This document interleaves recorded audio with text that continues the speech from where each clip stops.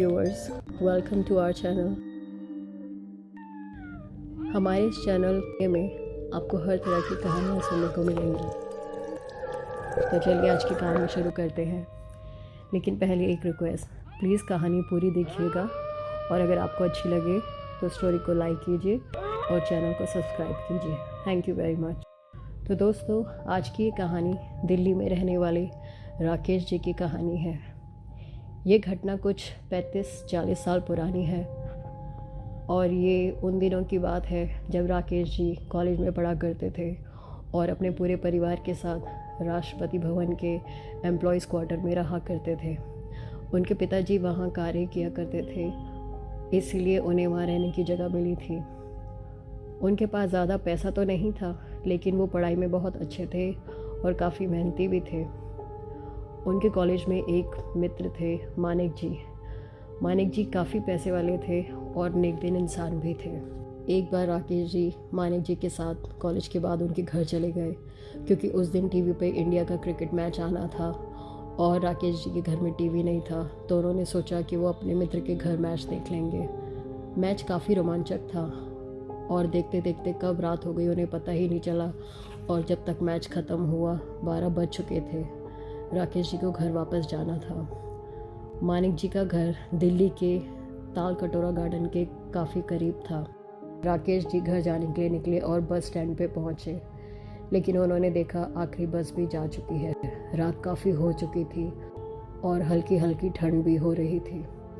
फिर उन्होंने सोचा कि क्यों ना ताल कटोरा गार्डन को पार करके घर चला जाऊं, क्योंकि गार्डन पार करते ही जो सड़क आती थी उस सड़क के पार उनका घर था। लेकिन राकेश जी काफ़ी सोच में थे कि ऐसा करूं या ना करूं, क्योंकि एक तो रात को गार्डन बंद हो जाता था और दूसरा शायद आज के समय में किसी को पता हो या ना हो, लेकिन आज से 35-40 साल पहले वहाँ एक कुआं हुआ करता था और ये कहा जाता था कि उस कुएं में काफ़ी लोगों ने अपनी जान दी थी और आज भी वहाँ उनकी आत्मा भटकती है।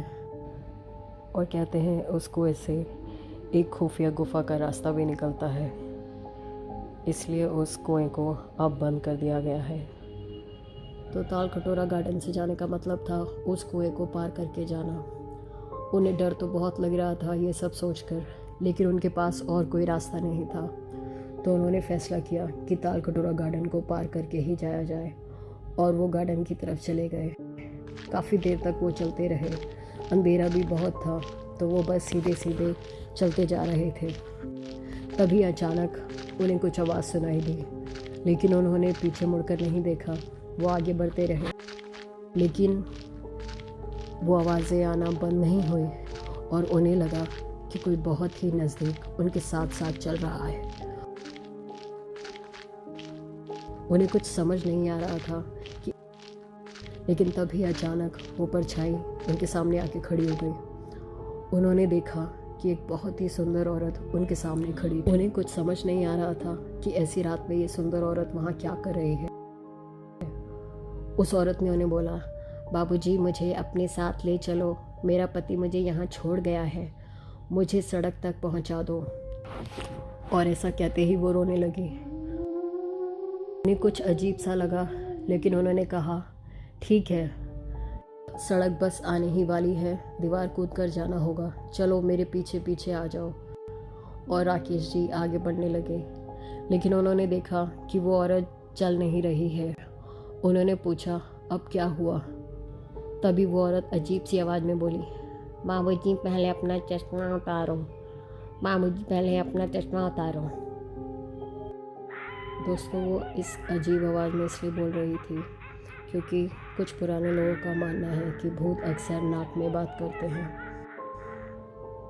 राकेश जी ने बोला, मैं अपना चश्मा क्यों उतारूं? वो बोली, नहीं, बस आप अपना चश्मा उतारो।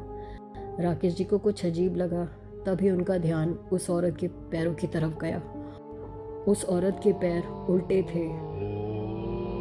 ये देखकर राकेश जी बहुत घबरा गए और तब उन्होंने ध्यान दिया कि वो कुएं के पास वाली जगह पे खड़े हैं।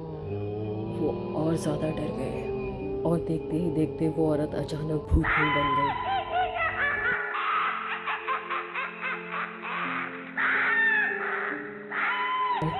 और वो अपना पूरा जोर लगाकर दीवार की तरफ भागे और उन्होंने जल्दी से दीवार को पार कर लिया। वो काफ़ी देर तक भागते रहे और आगे जाके रुके। तभी उन्हें एक बूढ़ा चौकीदार मिला और बोला, क्या हुआ बेटा, क्यों इतना घबराए हुए हो और कहाँ भागे जा रहे हो? तब राकेश जी ने उस बूढ़े चौकीदार को सारी घटना बताई। फिर राकेश जी ने उस बूढ़े बाबा से पूछा, बाबा एक बात मुझे समझ नहीं आई, आखिर वो चुड़ैल मुझे बार बार चश्मा उतारने को क्यों बोल रही थी? बूढ़े बाबा ने कहा, अच्छा हुआ बेटा कि तुमने चश्मा नहीं उतारा और वहाँ से भाग निकले। अगर आज तुम चश्मा उतार देते तो तुम वहाँ से बच के नहीं आ पाते, वरना वो चुड़ैल, वो साया तुम्हें अपने साथ अपनी दुनिया में ले जाती, जहाँ से तुम कभी वापस नहीं आ पाते, क्योंकि तुम्हारे चश्मे की डंडी में लोहा लगा हुआ है, जिसकी वजह से तुम बच गए। दोस्तों, आपको सुनने में अजीब लग रहा होगा कि चश्मे की डंडी में लोहा लगा हुआ था, तो इससे राकेश जी कैसे बच गए? दरअसल दोस्तों, कहते हैं भूत या कोई भी इस तरह की शक्तियाँ लोहे और आँख के पास जाने से डरती हैं।